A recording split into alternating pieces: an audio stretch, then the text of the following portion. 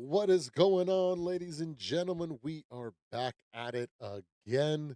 Let me make sure we are going. We are live, ladies and gentlemen.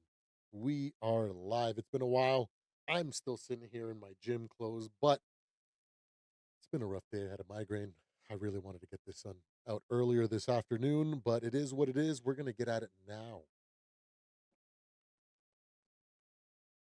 Thank you for all your patience.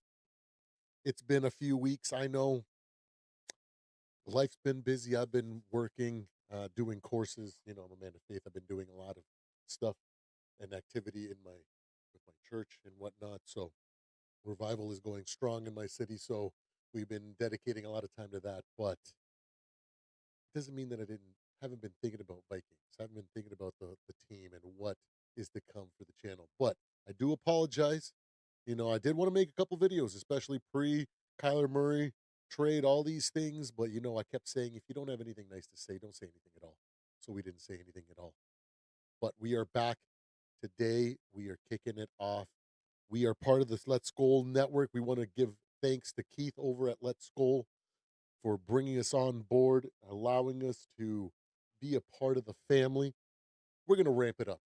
It's time. We're back at it. We have a lot of stuff going on today. We're talking draft. We got a big trade that went down between our Minnesota Vikings and the Philadelphia Eagles that we're going to talk about. We're going to talk about day one, day two, and some other things that I've been keeping on my mind.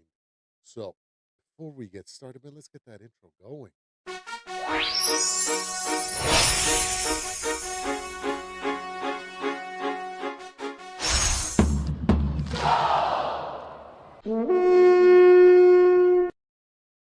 All right, all right, all right. There it is, guys.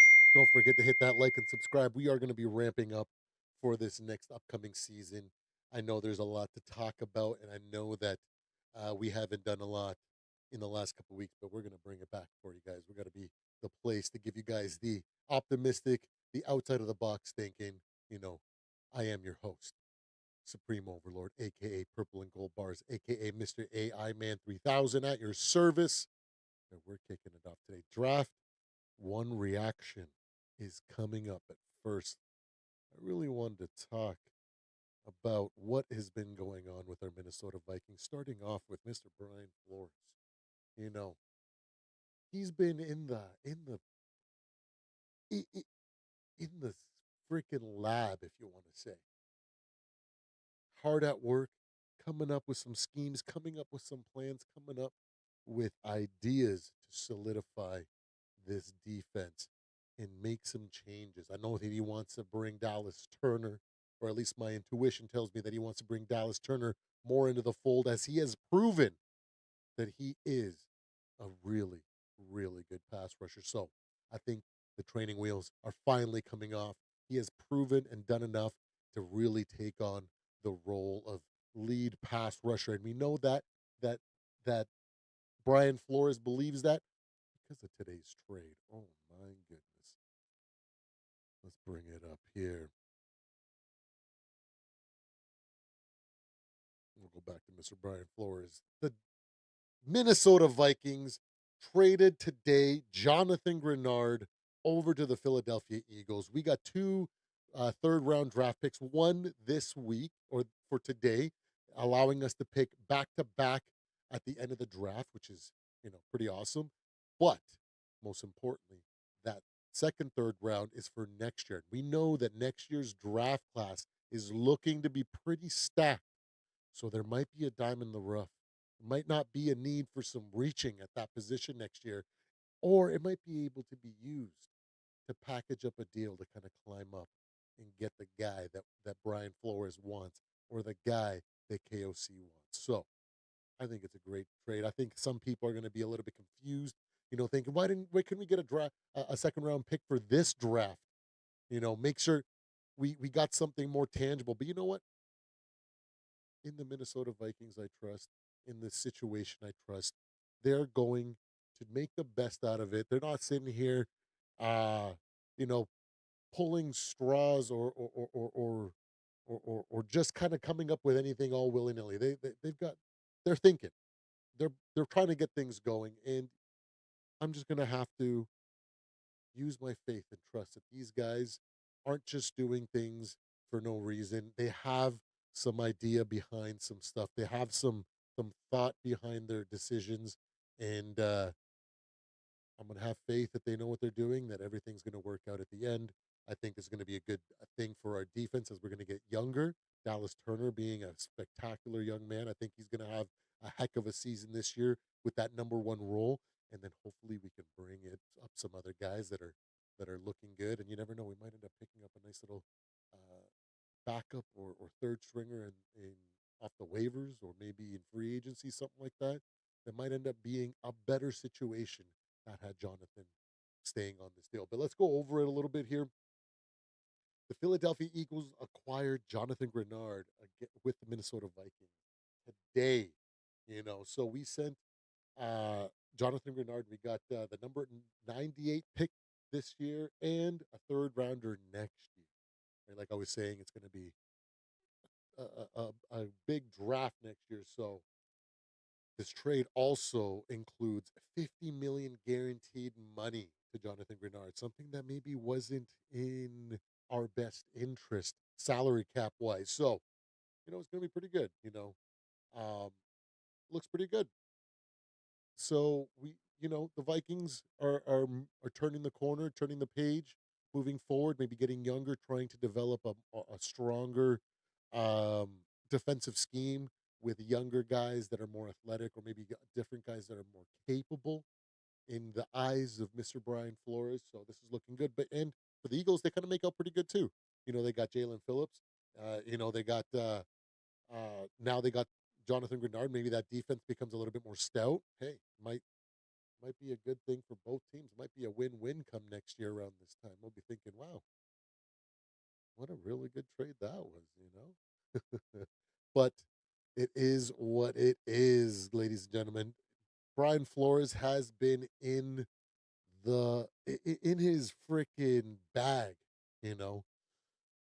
And it seems like the trenches and the front seven is definitely one of his top priorities, because I think that once he solidifies that and gets it to the athleticism or the capabilities that he envisions for his scheme, it's going to unlock another level to what the man can do and what his defense can do. So as we've seen in over the last couple of weeks, a lot of mock drafts have had a defensive tackle or edge coming in first.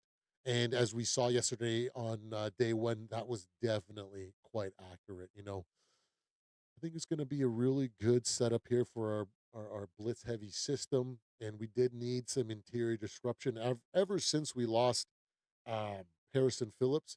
A lot of people wanted to knock on Harrison Phillips. Oh, he's so small. He's not the greatest nose tackle. Blah blah blah blah blah. Guess what? His ability to run stop and do the things that he did last year were a big factor. We transitioned and we built around Jonathan Grenard.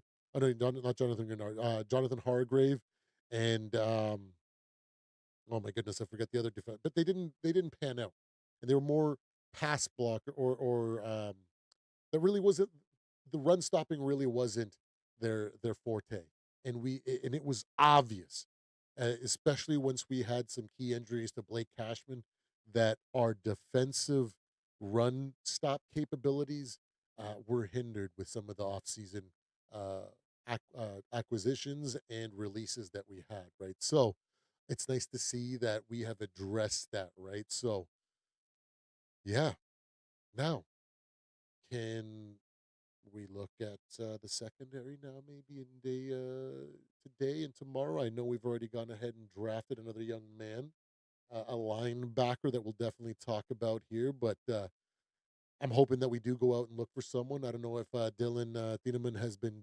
drafted yet, or any other cornerbacks that are, a good would be a good addition to our scheme are still available. But we're going to keep an eye on that for you. We got some of that here, but definitely need to address that um, that need.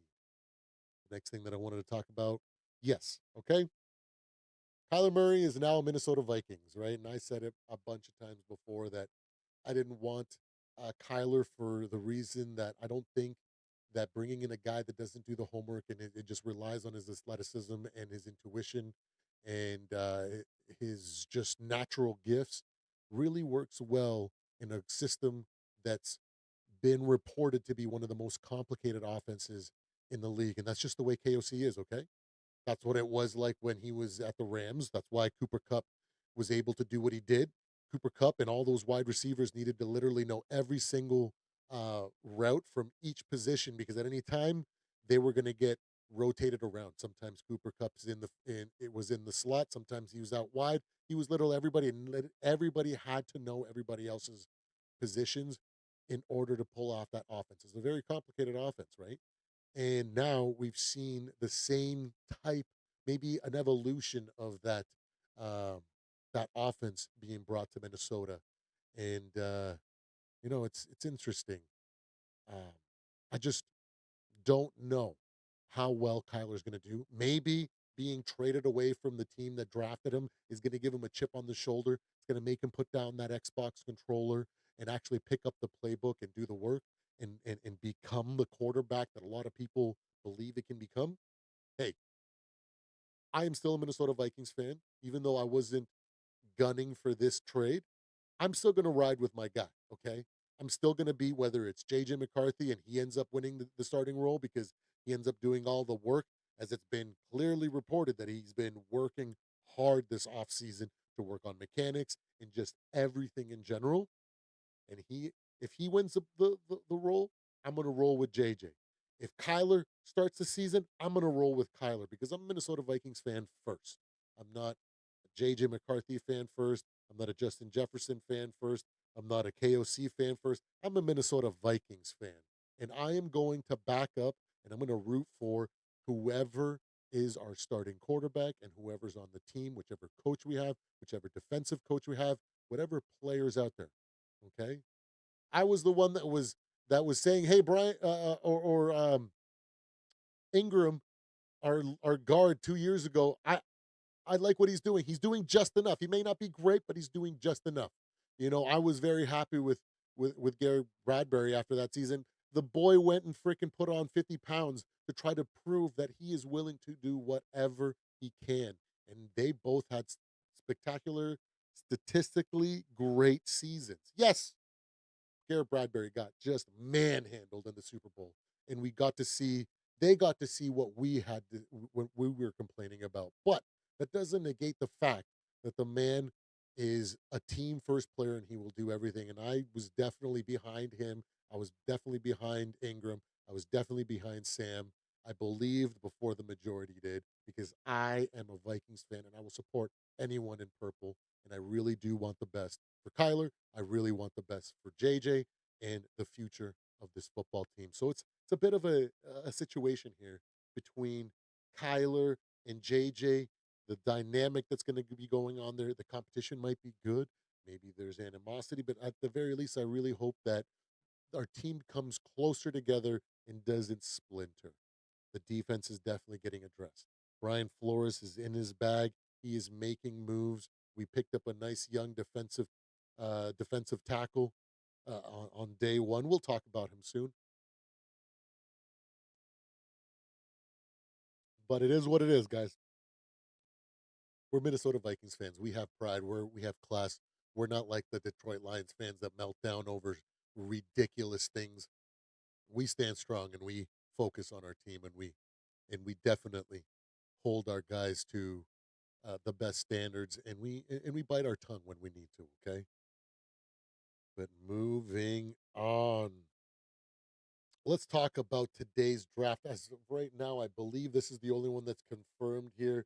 Mr. Jake Galladay was drafted by our Minnesota Vikings. There's the young man right there. A nice little linebacker here out of Cincy. Hopefully, he brings in the noise. You know, a lot's been said about our linebacker core. You know, Ivan Pace Jr. has had a lot of hype, and he's also had a lot of freaking dirt flung his way because he does some things really good, and some things he doesn't do great. And when we don't have leaders on the field like Hitman Harry or Blake Cashman out there guiding him, he's prone to make mistakes. Okay, we get that. But maybe this young man might have a little bit more between the ears, might be able to fill in the gap, maybe as a team come in there and work really well with the guys that we have and can transition and maybe be able to do his part. And as a team, we can create a linebacking crew that can handle all situations. And I'm excited for this draft pick. I'm hoping that he is a Brian Flores type of guy, a guy that's all hustle and he's got a lot of intelligence that is capable of doing multiple things on the field because that is what Brian Flores is going to ask of him, you know. So I'm excited to see what we get here. Big ups to Mr. Galladay, Jake Galladay. You are a Minnesota Vikings, and welcome to the team, young man. Welcome to the team. But it's it's time. We got to talk about it, man.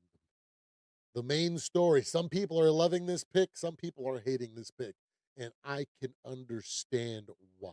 Okay, first of all, let's talk a little bit about Mr. Caleb Banks. He's a defensive tackle out of Florida, 18th overall. Came dropped into our lap here. Some people said if he didn't have the injury history over the last year, that he would have been a standout. It might not even he might not even been able to fall into our lap. So we got to be happy with that too. The trenches, bro. For the last season, 2 seasons, all I've heard is guys like my one of my bros, Zoe, just complaining about the trenches, the D line. We need a big boy. And we got ourselves a big boy. 325, 6'6". He's got elite length. He's got a massive wingspan. He's got first step explosiveness. In 2024, he had 4.5 sacks, 7 tackle for losses, and 6 quarterback hits. He's got a lot of potential, but the injury question, is that behind him? Is that just something that, is just a blip on the radar that after 2 or 3 or 4 years, we're going to be looking back? It's like, I can't believe people didn't take a chance on this guy. Like, he's been solid and he's just been getting better and better and better. I can't believe anybody even decided to pass on this man. He's so good. He's got that kind of potential. And I'm excited to see what he does. But scheme fit, this is everything, guys. Flores runs we know, heavy blitz packages, and we require a lot of interior disruption so the pocket can collapse and he can create that confusion that rattles quarterbacks. Definitely the young quarterbacks, but even the elite, even the veteran quarterbacks can sometimes get lost in the commotion and in the havoc that our defensive scheme, Brian Flores' scheme, can create, right? So being a big boy, 6'6", 325. He's got an explosive first step and he's got a big maybe he can create some more of that disruption, make it easier for Dallas Turner, make it easier for Cashman and all the other guys surrounding him to be able to do what they do. That way we can come up with some more sacks, come up with some picks, come up with a lot of turnovers, some tackles behind the line of scrimmage. Ooh, I'm excited, ladies and gentlemen. I am excited. He's an immediate A gap, B cap penetration, freaking stud if all his potential comes to fruition. So he helps support everybody. So I'm excited for that. Um, so this is good, man. Like our run defense hasn't been great at times. Last year, we saw that was a massive weakness, and after losing Harrison Phillips and his ability to run stop, which was definitely underrated. After that, once we saw that when he was gone, mm, we really missed it, especially when Cashman was out and things had to kind of come up by the D line that wasn't working. Right, Jonathan Allen, Hargrave. Now they're gone. There are more, I think, uh, pass guys, but it is what it is. We're moving forward. It doesn't matter. The size is incredible, man. I'm so excited. If they don't double team that boy, that's gonna be it's gonna be a long day for some of these quarterbacks. So I'm extremely happy. But like I said, the red flags, the injury. He's got a foot injury in 2025 that he re-aggravated at the combine, required surgery, but he should be back in play and ready to go for the start of the season, at least at the very, from what I understand, maybe even getting a full camp in. So it's gonna be awesome. He's got he the thing another thing that I was able to find out, he's dominant early in reps, right? So if he can get that explosive first step and he can make something happen quick, things line up for him. But when things take a little bit longer to develop, he kind of falls off a little bit, So, but his style, that explosiveness kind of fits into our scheme. We can let the linebackers and everybody else kind of pick up the slack. If he's getting double teamed all the time and he's not able to produce immediately and it's slowing him down, that might just create the ability for everybody else to do the work. So it might not end up being a factor, because as the play goes on, he seems to have a little bit of a difficulty. But you know what? It's fine. It's fine. He's young. I'm sure they're gonna build him up. I'm sure that they're gonna look at, creating some of that stamina, kinda give him that next edge, so that he can maybe have some tricks up his sleeves or some skills, or maybe just get some of these reps in so that when things don't happen immediately like he's used to having happen, he can actually, uh use some of the techniques that he learns to kind of make something happen, even when the play lasts a little longer. Some people are calling him his ceiling, like Chris Jones, and his floor maybe just like a rotational defensive tackle, somebody that's going to be competent to come in at times, rotate in and out, and he's just a big boy, and he's going to be able to still be able to bring something to the table. I'm going to have faith that his injuries aren't going to be something that's going to be consistent, and that he's going to just kind of move away from those, and he's just going to flourish in Brian Flores with that mind of a defensive coordinator and the guys that we got there on defense, helping him find and reach that ceiling, right? So let's see. Hold on. Let me see if we have any more news on the draft. Let me see. Vikings draft. So we haven't reached the 82nd overall. At least it hasn't been listed on the Vikings page. Let me see. Let me see. Are we at pick 82 as of right now? Let's see where we're at. Oh, it looks like the Vikings are on the clock, if I'm not mistaken, or it hasn't been updated here. 82. No, never mind. I just refreshed. We picked up, welcome Mr. Dominique Orange. Orange. We picked up a defensive tackle out of Iowa State. Look at that. We are very committed to the trenches and bringing in guys. I like what I'm seeing here, guys. So we got a linebacker and two defensive tackles here on day 1 and 2.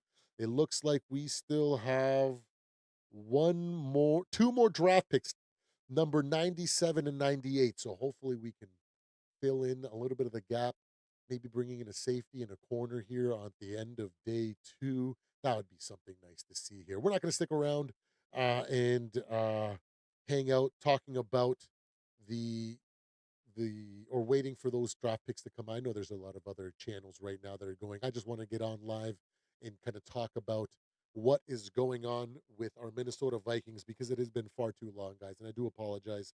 It is what it is.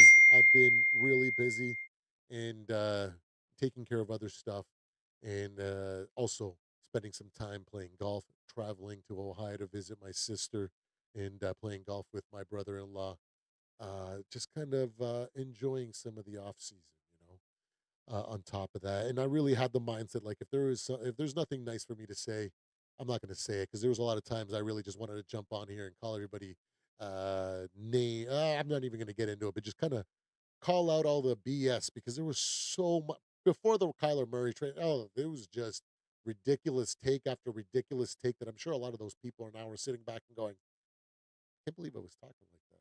So I'm glad I didn't jump into the pool and making make myself look like an idiot because I'm gonna do a good job of doing that all season long. So I don't want to start already in the off season, but we're gonna get back at it today.